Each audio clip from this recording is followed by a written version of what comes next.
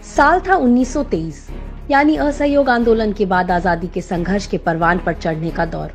नागपुर में फ्लैग सत्याग्रह के दौरान कई लोगों को गिरफ्तार कर लिया गया। उन्हीं में एनएस हार्डिकर द्वारा स्थापित हुबली सेवा मंडल के सदस्य भी थे। अंग्रेजों ने उनको तोड़ने, डराने, मनाने की तमाम कोशिशें की, लेकिन वो विफल साबित हुई।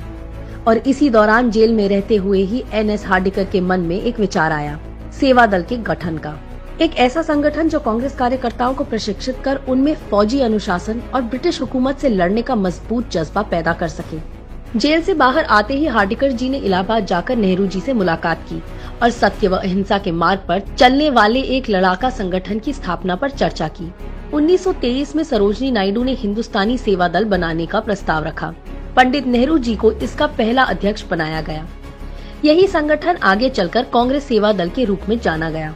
सेवा दल के गठन के तुरंत बाद 1924 के बेलगाम अधिवेशन में सेवा दल को साफ सफाई और सुरक्षा का जिम्मा दिया गया और इससे प्रभावित होकर स्वयं गांधी जी ने माना था कि हार्डिकर जी और सेवा दल के बगैर कांग्रेस का अधिवेशन सफल नहीं हो पाता।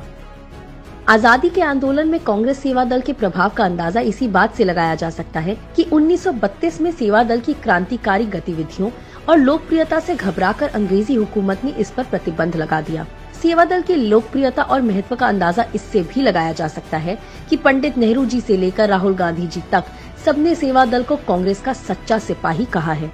इतना ही नहीं, कांग्रेस सेवा दल की ताकत का अंदाजा आप इस बात से भी लगा सकते हैं कि नेहरू जी के साथ ही देश के प्रथम राष्ट्रपति राजेंद्र प्रसाद जी, नेताजी सुभाष चंद्र बोस, राजगुरु जैसी हस्तियां कांग्रेस सेवा दल से जुड़ी रही हैं और सदस्य रही हैं।